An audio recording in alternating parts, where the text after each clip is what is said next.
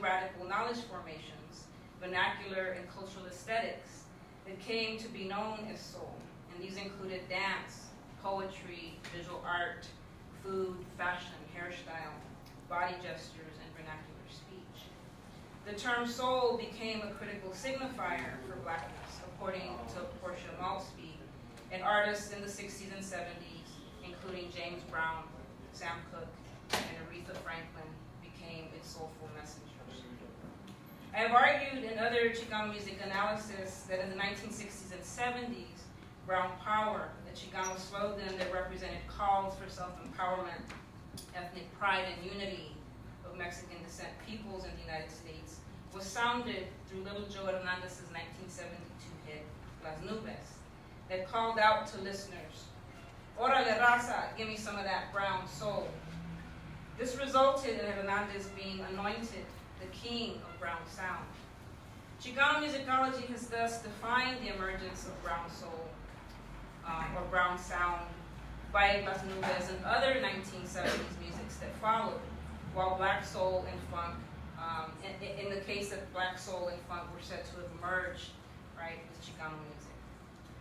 My thinking about the brown in brown soul has benefited from ongoing conversations with what we might call brown studies or schools of brown thought, right, such as Curtis Ismari's early notion of brown style, right, defined as a working class sensibility and critical discourse that simultaneously opposes, in his words, the white supremacist assumptions of highbrow taste and affirms the qualities of Chicano difference. Jose Esteban Muñoz's theorizations of brown has encouraged our thinking about brownness, quote, as an expansive sense of the world, a feeling and being in common that surpasses the limits of the individual and the subject. Brownness, according to Muñoz, is a conceptual framing that launches us into a vast consideration of the ways in which people and things suffer and experience harm under the duress of local and global forces that attempt to diminish their vitality. Muñoz's theorization of brown as a feeling and a being in common is quite akin to the aesthetic spirit of soul, as discussed by many scholars in African American studies, as a cultivation of various potentials, social, political, economic, and sexual. For example, Portia Maltby reminds us that the musical project of soul was critical to sounding the radical imaginaries advocating a reordering of attitudes, and as a symbol, soul encouraged reevaluation and redefinition. Michael Hallenbos also refers to a kind of Muñozian being in common with the musical tradition of soul, and its function, as he says, to console and comfort while providing direction and encouragement. To quote Hallenbos at length, "Soul music implies life is to be made worth living. Therefore, songs do not gloss over failure or ignore hardship, but point to ways of improving the situation. There is both hope and a remedy for improvement. The hopes and beliefs articulated are often different from the situation experienced. The image of the future is a good deal better than the present." I understand Maltby and Hallenbos' description of soul music to imagine, in the words of Joshua Guzman, the way things should be, just as brownness reminds us that this world is never really enough. Brown soul is also in conversation with Latina queer studies scholars such as Cristina Leon, who are writing about queer relationality, or the idea of approaching difference in relation to one another. Queer relationality encourages me to reflect further on what Jose Muñoz calls the indebtedness of brownness to blackness and queerness. Brown soul, then, is something other than a comparative or added outcome. To be sure, black and brown comparative analysis in feminist protests and social movements are extremely important in guiding the political stakes of my methodological approach to brown soul.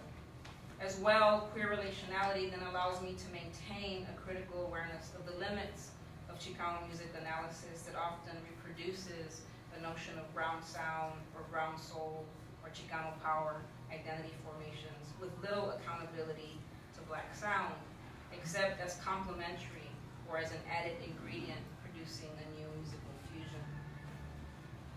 I approach brown soul through the collectivity and relationality between brown and soul. And I imagine this very much following the spirit of Fred Moten when he describes the connection between singer, listener, and music. Moten says, do something with sound like it's your friend, like you met her at the quadraphonic playground.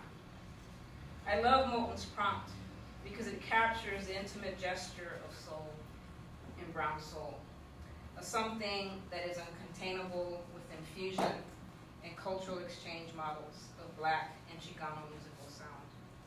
Brown soul is that doing something like it's your friend that un grito does to rock and roll. And with that, I turn to Gloria Rios and El Primer Grito de Rock and Roll in Mexico. So a little bit about Gloria Rios. Rios was born in the small town of Sweetwater, Texas in 1928.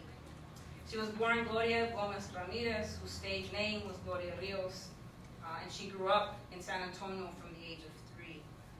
When she was only 13 years old, Rios dropped out of school to join the now famed performance group, Compañía de Chata Noresca, that Alicia Bison argues was the embodiment of an emerging Mexican-American aesthetic. Rios' experience with La Compañía's performance troupe, traveling for shows throughout the Southwest and Midwest, provided her early stage experience with one of the only Mexican-American female-headed performance troupes, whose shows included performance ranging from comedic skits to song to burlesque. The mid-1930s and 1940s of Rios' teen years in San Antonio was a time of unique Black and brown musical sound, contextualized within what historians have described as a racialized caste structure in South Texas. Moreover, we can appreciate, based on such analysis by Neil Foley and David Montejano, of Black and Mexicano labor in Texas, that there existed cultural productions and aesthetic practices that disobeyed the structurally entrenched color lines between African Americans and Mexican Americans. For example, any discussion of the musical soundscape of a young Gloria Rios should account and should include not only Spanish language music, but also the echoes of the Chitlin circuit, the string of Black performance venues created throughout the South in defiance of U.S. racial segregation that moved through a variety of alternative live music venues and radio appearances in San Antonio. In fact, I consider carpas, or makeshift tent shows, as they were referred to, those public performance venues for Spanish language artists and listening publics, a kind of brown kindred spirit to the Chitlin circuit, in terms of the collective alternative performance spaces each offered to Mexicanos and African Americans living within racially segregated Texas. Consider also the proximities of African American and Mexican American sonic productions in Rios' San Antonio, the only city besides Dallas where race records in Texas were recorded during the 1930s and 1940s. Radio waves carried the sounds of blues, jazz, and swing, in particular the music of Rios' favorite singer, Ella Fitzgerald. These and other Black musical platforms provided some of the musical, aesthetic, and dance performances that bended Black sound towards the brown soul of a young Gloria Rios. The South Texas of Rios' youth was a cultural milieu undergoing significant transformation, especially with regards to media that also created other kinds of performance opportunities. For instance, commercially sponsored radio spots by tortilla companies, furniture stores, etc., offered young Mexicana performers opportunities for singing and dancing and acting. Dancing and singing contests were extremely popular and quite common, and this was also a way that a lot of young Mexicanas found an entry point into public performance. This dynamic musical milieu was important in shaping Rios' brown soul, a sounding of brown that fails to act in accordance with identity constructions of Chicano brown power, upheld by rigid heteronormative binaries of working or middle class, or Mexican subordination in relation to Anglo domination. I recognize then Rios's brown soul as in relation to these early 20th century sounds and aesthetics that were cultivated within a violent anti-black racist world. Embracing the spirit of Fred Mote's description of blackness, these were sounds and aesthetics born of African descent and or dissent. Rios's brown soul thus encourages us to think relationally across movements and flows, that deny the separation between the sounds of Mexico's XEW Spanish language radio broadcasts, swing dance moves, and the rhythm and blues in rock and roll. In fact, it was swing music that Rios was especially drawn to, eventually garnering local notoriety around San Antonio for her swing dance. In 1945, at the age of 17, Rios and her mother traveled to Mexico City, where she thought she might have an opportunity to earn money and make a living as a dancer. Becoming a dancer was actually her greatest desire, and it was indeed her dance skills that eventually landed her jobs as a vedette in popular cabarets, burlesque clubs, and theater venues in Mexico City. Her performances in cabarets and burlesque clubs would be incorporated into the rock and roll repertoire of dance she became known for. Brown soul then fosters a way to understand Rios's rock and roll performances as sounding black. That is, and here I return to Moten, as in to utter the sounds of African descent and descent to the whitewashed rock and roll produced by the modern Mexican nation state's nationalist cultural production of Mexicanidad in the mid-20th century. Mexican rock scholar Eric Zoloff reminds us that middle-class Mexicans viewed American rock and roll as an imperialist import from the United States, particularly if concern was that it would encourage Mexican youth to question and defy Mexico's social order. To be sure, what is implicit, and maybe not so implicit, is that such concerns over the possibility of subordinate class descent and performances of aberrant genders were based on the fear and anxiety of the black dancing embodiment of rock and roll. My deliberations on brown soul therefore demands my accountability to Mexican and U.S. anti-black racist discourse with regards to rock and roll. From 1947 to 1952, Rios appeared as a dancer in several movies, including Voces de Primavera, Buenas noches, mi amor, and Te sigo esperando, among others. According to Mario Sanabria of the rock and roll band Los Locos del Ritmo, who often played for Rios, her improvised musical moves on screen and on stage created a following for her among young Mexicanas. In the words of Mexican music writer Arturo Lara, Gloria Rios fue una bomba sensual y hermosa que despertó la mujer mexicana para bailar y cantar el rock and roll. Enrique Alanza, a member of one of the earliest Mexican rock and roll bands, Gloria Rios y sus Estrellas del Ritmo, similarly recalled that it was Gloria who arrived to Mexico with the ideas of emphasizing dancing to jazz and swing with regards to this move that was occurring of rock and roll in Mexico. In 1954, Rios sang El Relojito, her version of Bill Haley and the Comets' Rock Around the Clock, live on Radio XEW. And a few years later, she recorded 4 other Spanish-language rock and roll hits for the RCA label, including La Mesadora and covers of American rock and roll tunes that she translated herself from English into Spanish. These included El Relojito, Hotel de Corazones Rotos, Elvis's Heartbreak Hotel, Ahí Nos Vemos, Cocodrilo, Bill Haley and the Comets, See You Later, Alligator. From 1956 to 58, she also appeared in the first wave of rock and roll thematic movies, including Juventud Desenfrenada, El Compás del Rock and Roll, and La rebelión de los adolescentes. In 1955, Bill Haley and the Comets, Rock Around the Clock, appeared as a soundtrack to the opening line credits of the movie Blackboard Jungle, starring Glenn Ford and Sidney Poitier. Eventually, the song soared to the top of the Billboard charts and into homes and bandstands across the United States. Eric Zoloff reminds us that Blackboard Jungle established the association between a new youth culture and delinquency worldwide. And was the first film to include a rock and roll song as part of its soundtrack. Blackboard Jungle further cemented the association of American rock and roll to juvenile delinquency. In Mexico, Haley would become a popular performer as well, after Blackboard Jungle circulated years later in Mexican movie theaters.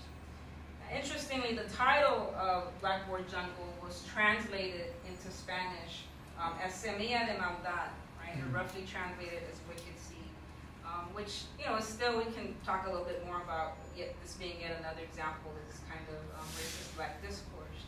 The fear of gyrating black bodies and self-possessed wicked desires that represented anxiety to the very project of racialization necessary in cultivating Mexico's modern gendered subjects.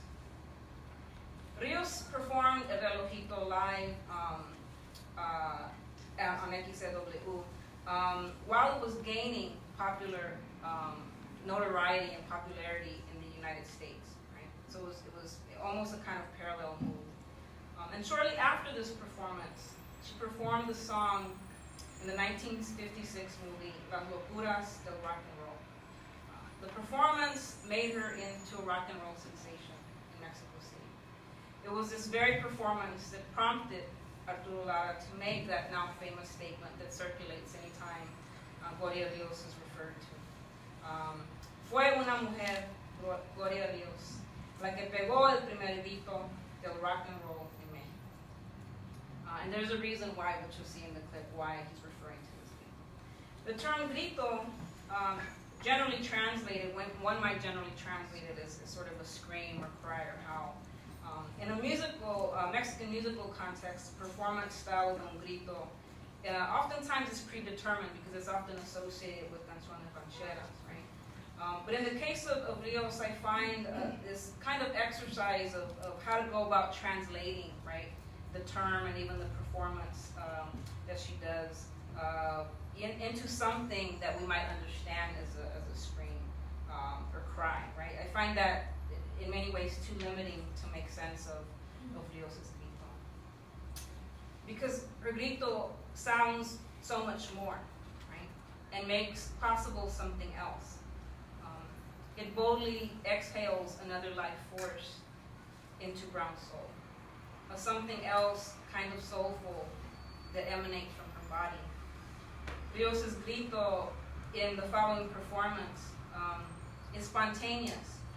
It hinges on and bends towards blackness and creates the unique temporality of longevity, powerfully releasing vibrations of the insistent presence of an African descent, stifled in Mexican and Chicano nationalist imaginaries.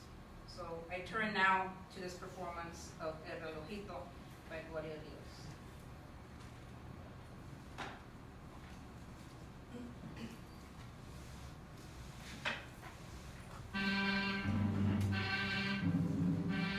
It's a bit rainy.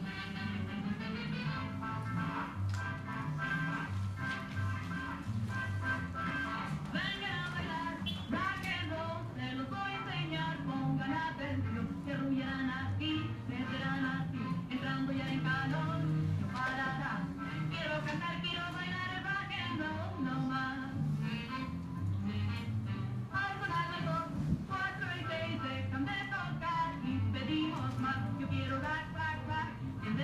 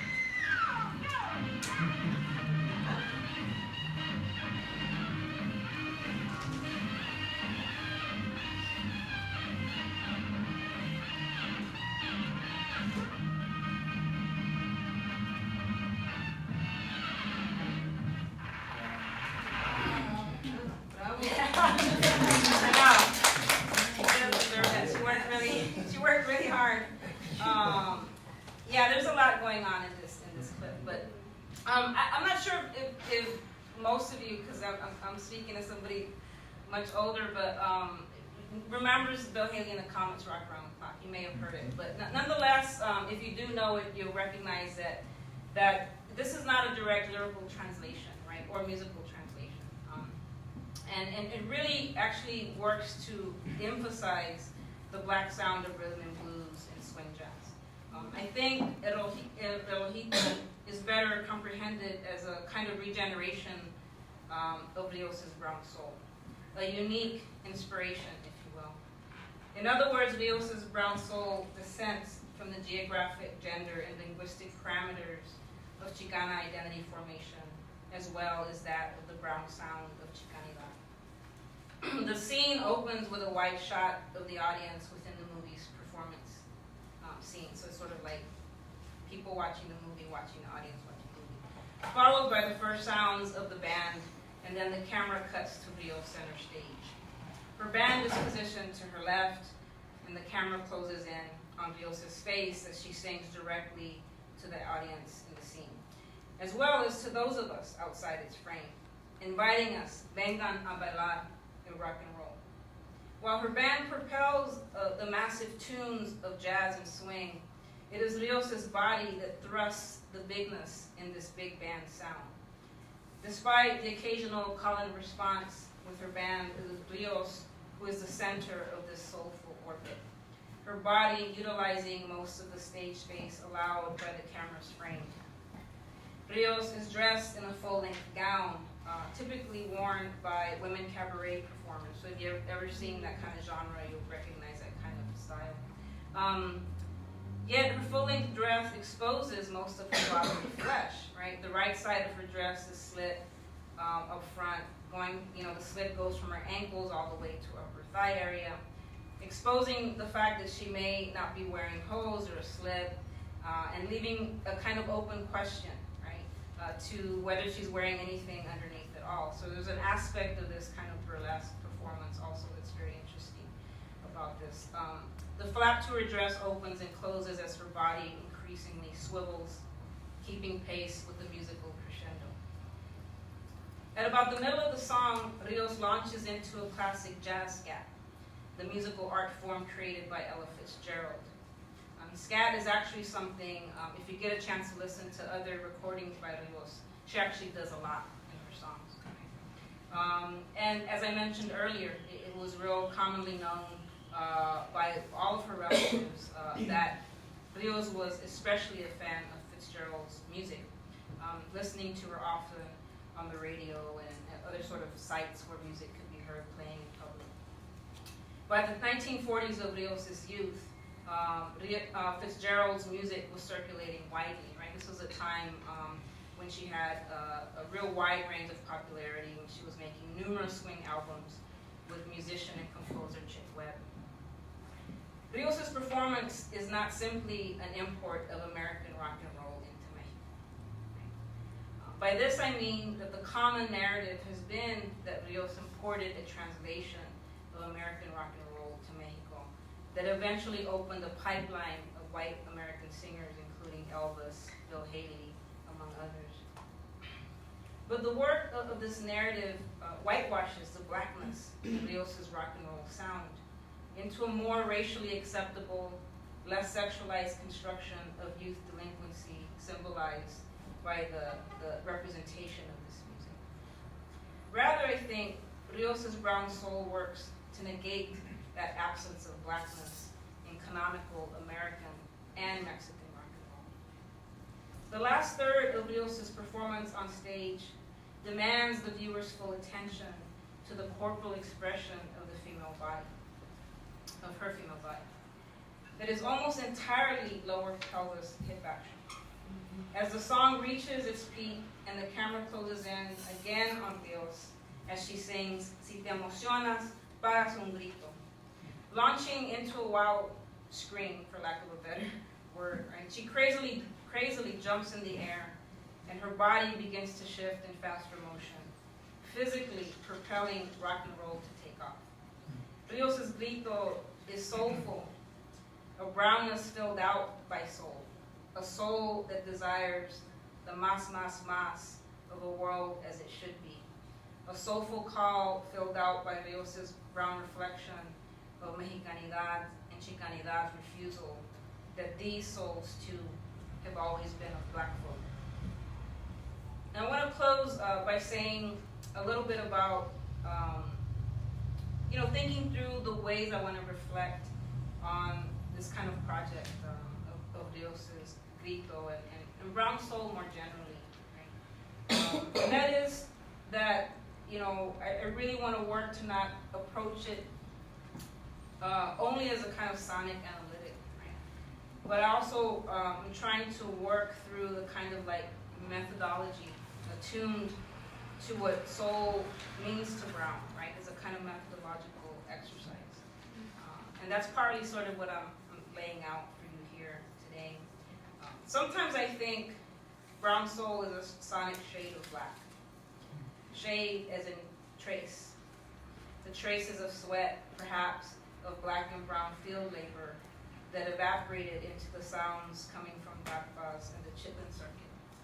Or to quote Joshua Guzman, the way brownness tells a story of dispossession, modifying a field of possibility often dominated by white colonial forces. Working through a methodological approach to brown soul, I'm reminded of a story I read once about a friend of James Brown who was asked to describe the soul music of Brown. The friend says, it's like when you meet someone on the street and you say, hey, you got a light? And he says, sure, I got a light. Or if you see someone whose car is stuck in the snow and you help push it, that's soul. The friend's description never mentions Brown's dance moves or the musical beats of the music or rhythms that have produced the representation of James Brown as a kind of soul messenger. Rather, his friend emphasizes soul as connection, gestures of loyalty, of showing up and never turning away. Rios' Grito, I believe, has the potential to sound this kind of spirit of brown soul. A brown that leans into black sound, that unsettles black-less fictions of Mexican descent, and that shows up and never turns away when called upon. Thank you.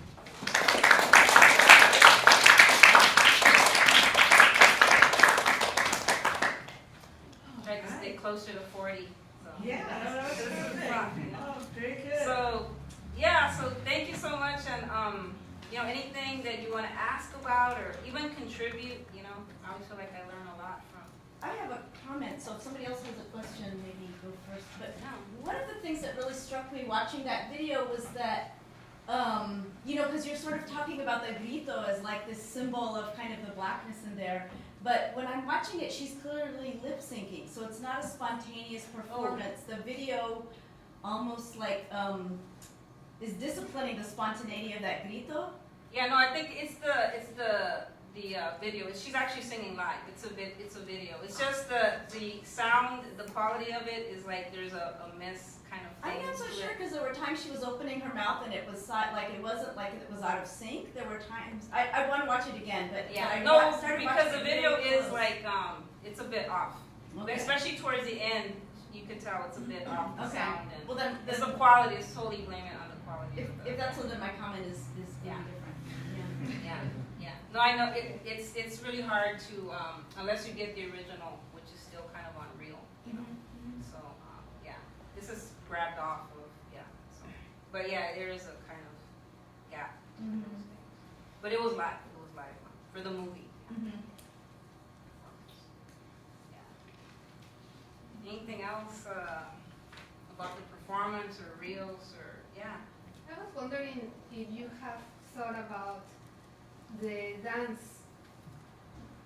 dancing itself. Part of it, I think the soul is just right there because I think the tap movements and the whole, performance, it's really, I think, just because you said that the soul is performed, I think you have to look at the footwork.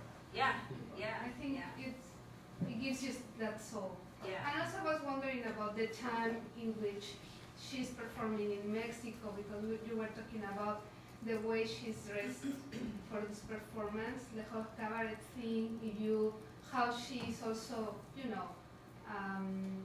getting attention in Mexico in the context of cabaret, movies and actresses. And, I don't know.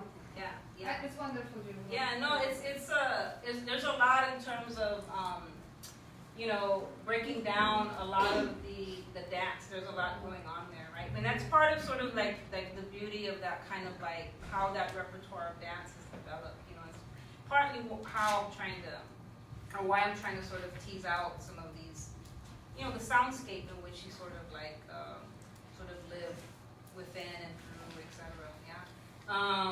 But the style is very interesting. Yeah, it's a very cabaret style. And if you notice, there's certain kinds of gestures in her move that are very cabaret. How she plays with her hair. There's what we might kind of like identify as certain kind of more sultry sort of dance moves, right? But she's also, interestingly bringing in, that element of swing, right? Which was really the black kind of version of, jitterbug, right? And stuff. So, so that definitely is there. There's a lot that's sort of like being combined, right? And, part of what I'm trying to do and what I was trying to flesh out by sort of thinking about how sort of ground and soul come together, right, is, for me at least right now, again, not sort of thinking about them as distinct, right?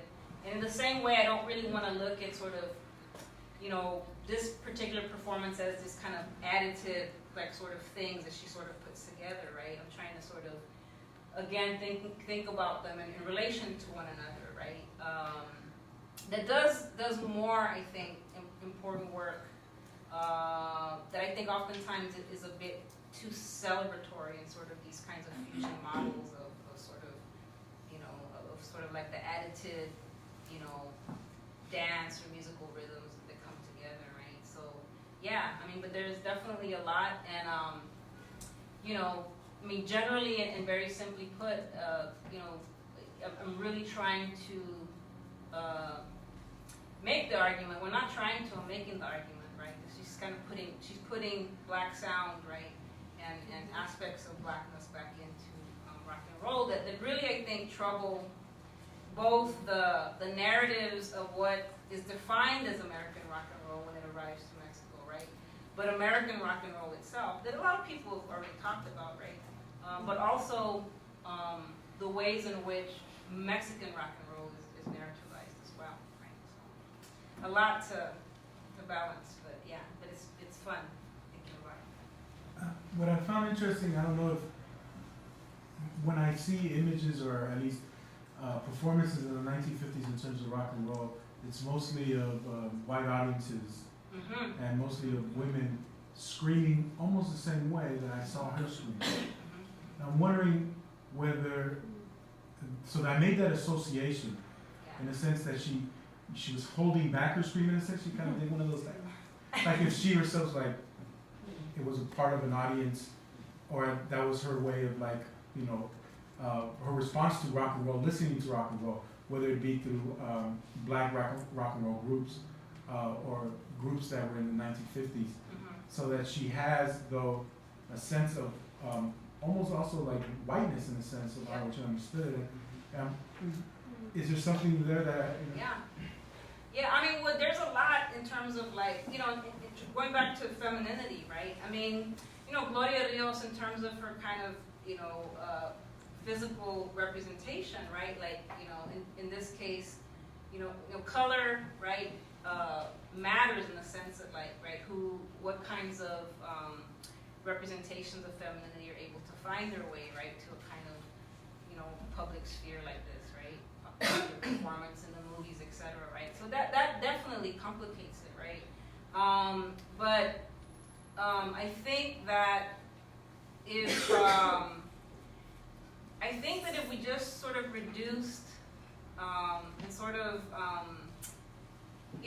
reduce that performance of femininity, I think it doesn't really sort of get at some of the nuanced ways in which there's a conscious move on her part, to do this kind of work, right? And also doesn't really give credit to some of the complexities that I was trying to lay out about, and the ways that I think that, we often think about Chicano labor, history, etc. And importantly, right, in relationship to, at least in the context of Leo's dominant sort of Texas, white, Anglo-masculinity, etc.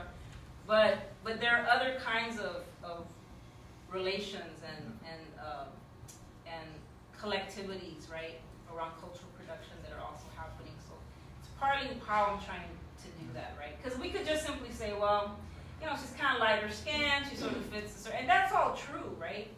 But it also, I think that sort of still leaves us with a bit of a kind of limited consideration of other things that also might be going on, right?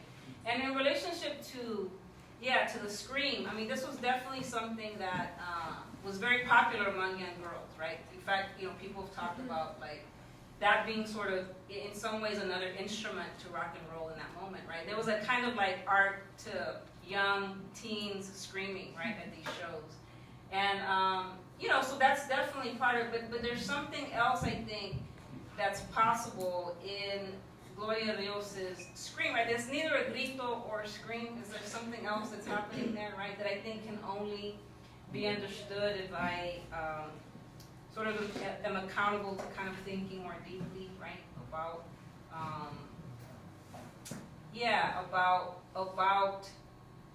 not necessarily defining, right, this grito, and certainly not leaving it at this point of translation, because it's something outside of that, right? There's something else, I think.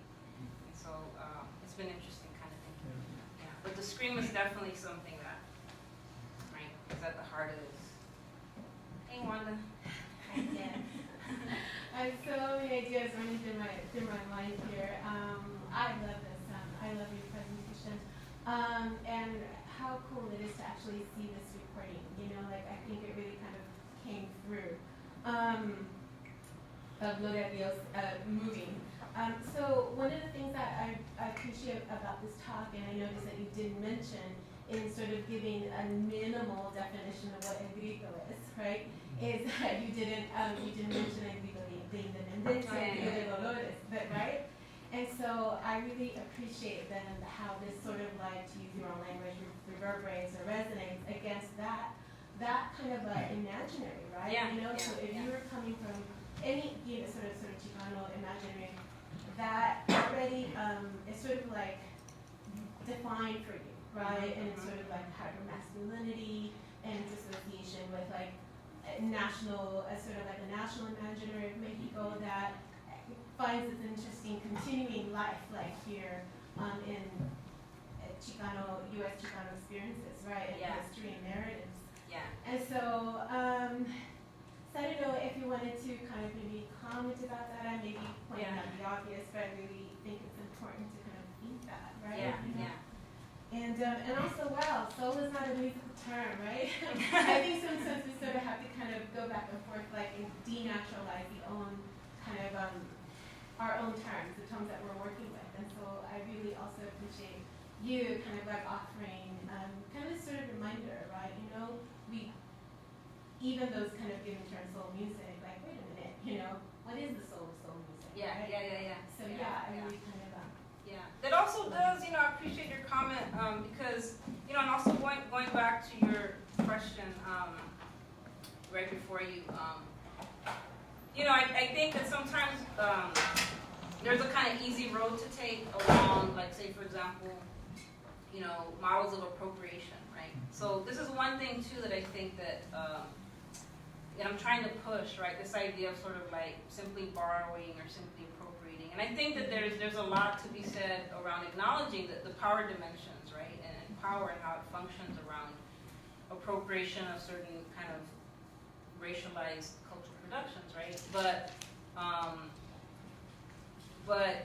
I don't think that really gets at the complexity with some of these particular kinds of performances, right? So I'm just trying to sort of connect back to, right, that idea of like, the scream, right? Is it simply just sort of her doing this sort of like, American kind of teen pop like performance, right?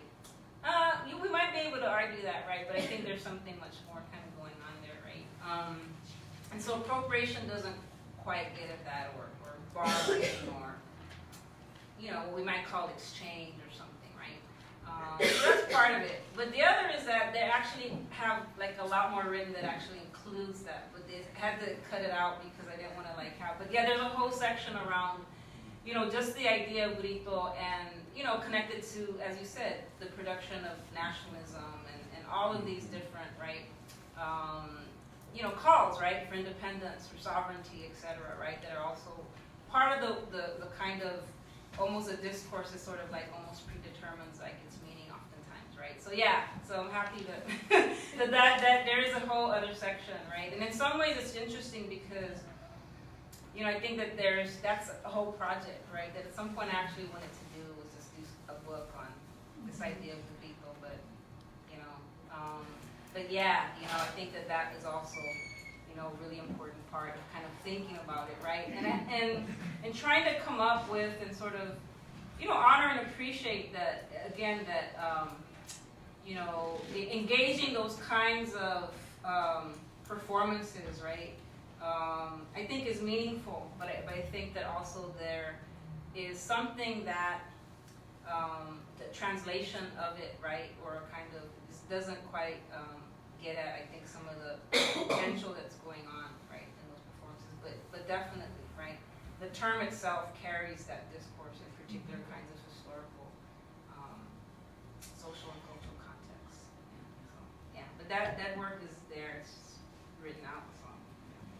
I thought it was interesting the way you said that it wasn't simply just like an import of black music, or right? And the way you said it was kind of it opened the door for I think you said white American musicians to come in. So I'm wondering if in the larger project you theorize how something like black music was used to open up, arguably what some Mexican musicians might say a white imperialist project that displaced maybe local Mexican music in exchange for white rock and roll. So the way blackness is used and instead for this kind of cultural imperialism, some might argue. Do you theorize more that one?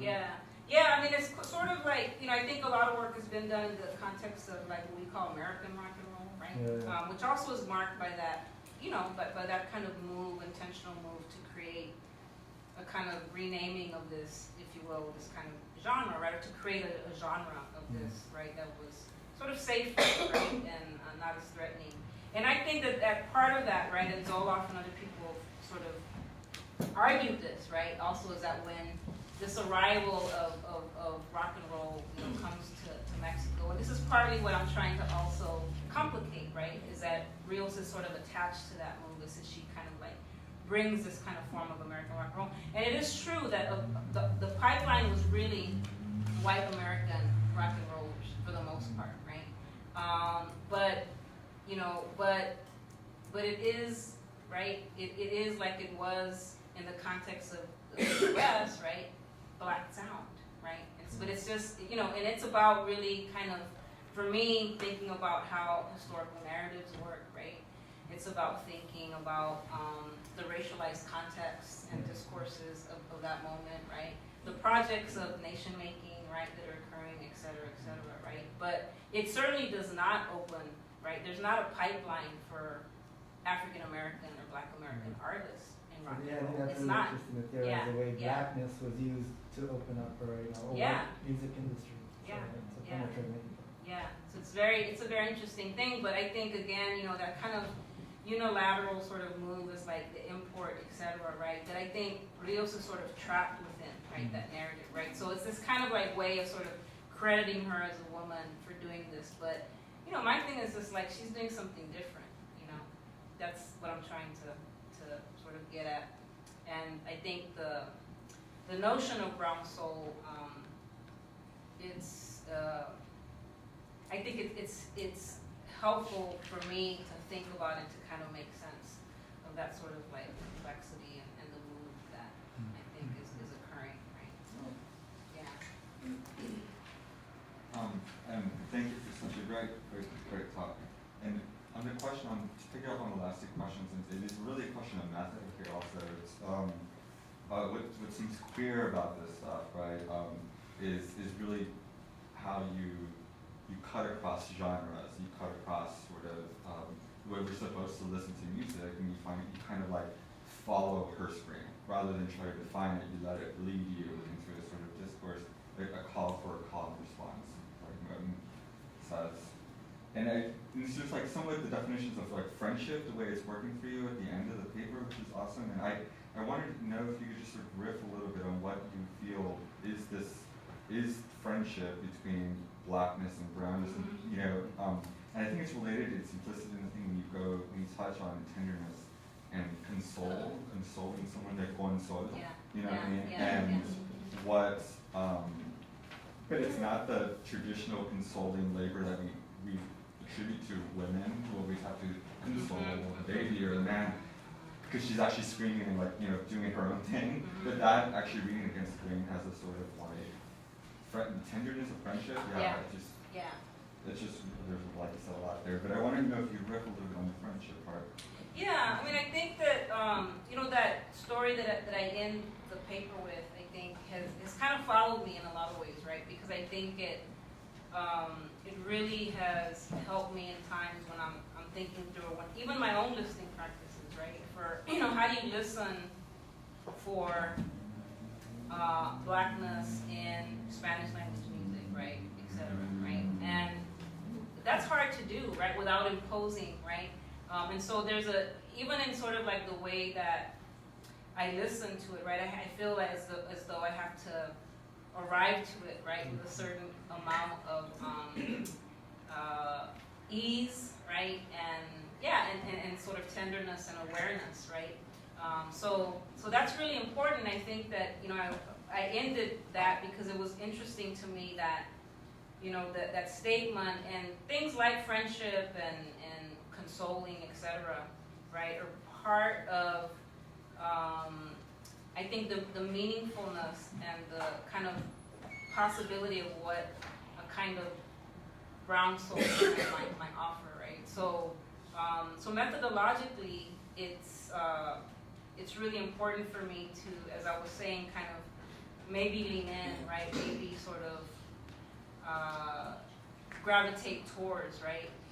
And by that I mean by trying to my best, right? To not hear for things that I want to hear, or by not allowing my ear to kind of listen for things, or my perceptions of what I may find meaning in, right? But trying to allow that to do the work, right? That it's trying to do. So, yes, I think that's partly how I would, you know, think about,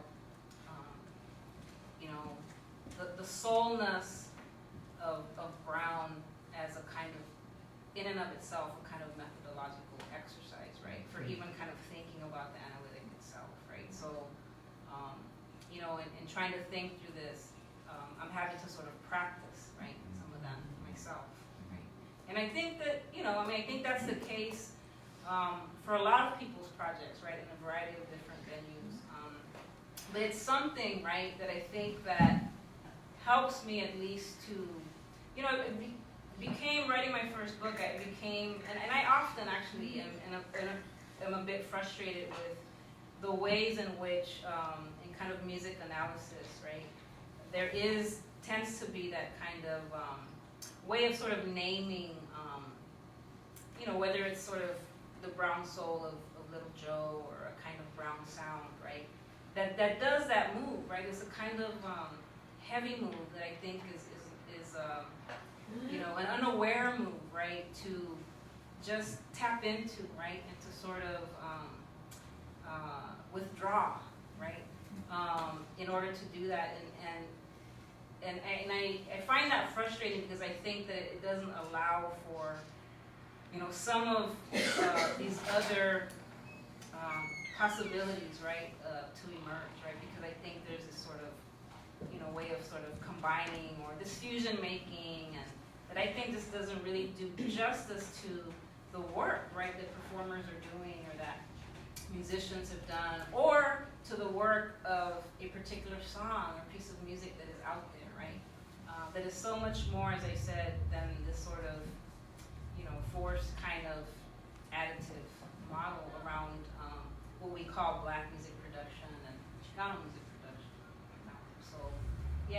appreciate the question because I think it's also been part of, being aware of how I listen, right? And, yeah. Can I comment on, you mentioned this before, the process of translation here, the levels of translation, and the political project behind that too. Just in terms of like how there are tensions. Well, for starting, like with the translation at the time of the films, like Semillas de Maldad and all these other, strange translations that are not without intent, right? And that's the thing that you pointed out. But itself, the imagery of like this one picture or the performance itself, right? How it's not just translated, it is translated, but represented for a Mexican audience, right? It's a tension between, like, if you look at her face, this adorable baby face, right? With this, party, rock and roll sign with an N, right? Is that yeah?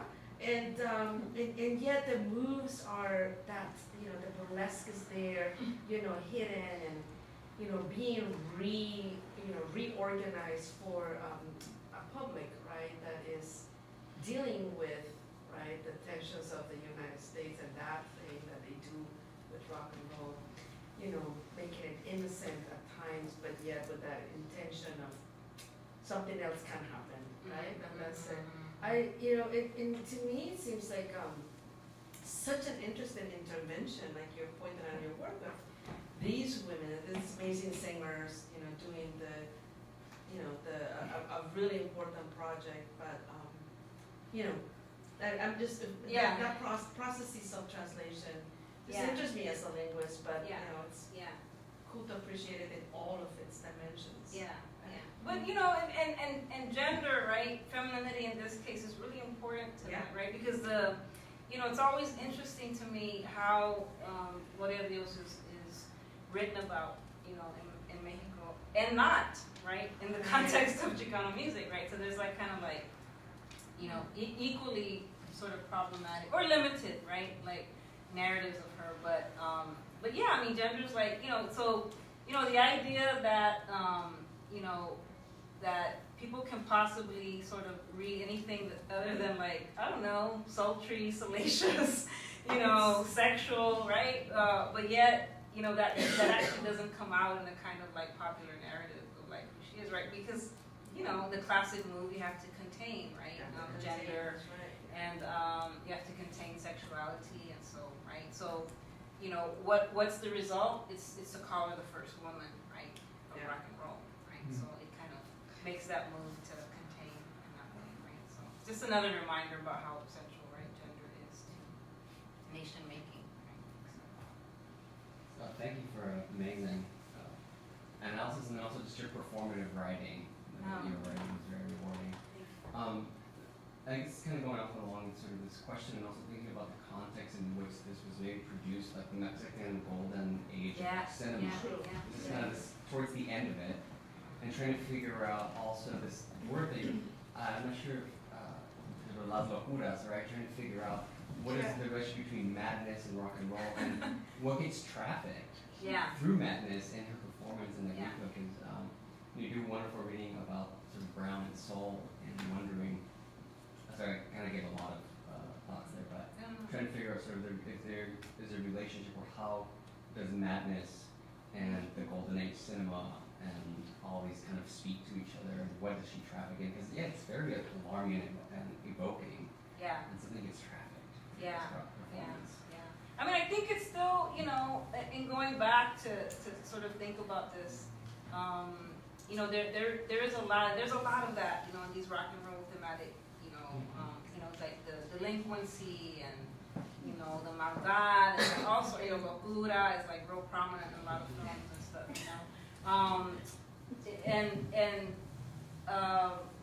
but I think that you're right, and it's important to contextualize this within the golden age, right? This is why the racial politics, right, of some of these moves around narrativizing rock and roll in Mexico is really important, right? And why the sort of, the narrative of American rock and roll, right, I think finds a place in that kind of like Mexican project, right, around gender and sexuality, right, that, with a kind of ease, but, but at the same time, I think, listeners and those who engage the work and hopefully those who study it, right, are able to sort of bring out these kinds of different sort of like counter or narratives of dissent, right, that sort of speak to some of the work that's actually happening around that. But yeah, madness, being trafficked, I would have to think about that. I think that's a really beautiful kind of,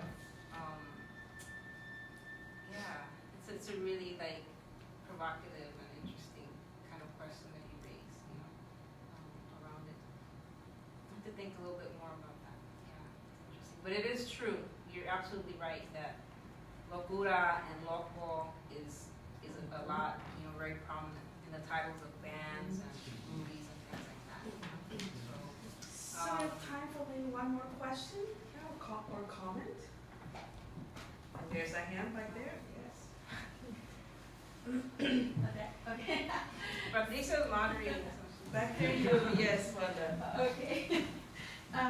Well, scat, right? Yeah. A niche, a sort of like form, I happen to love it, and I'm not able to talk about it to anybody because it's like How do you define it? too embarrassing or something, I don't know. Yeah. But so I was just kind of curious as to like, are there other Chicana musicians, singers, doing that? Because so the puzzle here is like, yeah, I feel like we're kind of on similar wavelengths, but like through different sort of objects. In thinking about the music of La Santa Cecilia and Marisol Hernandez, about Marisol, S-O-U-L, I'm always trying to listen for the soul, right? And because it's self-named, right, And so I thought about Marisol's growl in La Negra, that song, and the teeny tiny amount of little bit of like, you could call it a little bit of scatting that she does there. And that kind of sort of tiny little kind of moment, like the grito also, right? Scale-wise, they're quite small, right? But what they communicate or what sort of is encapsulated in terms of a musical form and style and history is kind of bigger than that. Yeah. And so I don't know, I just kind of am very interested in. That's probably a project. You should. No, Selena scats a project, little bit.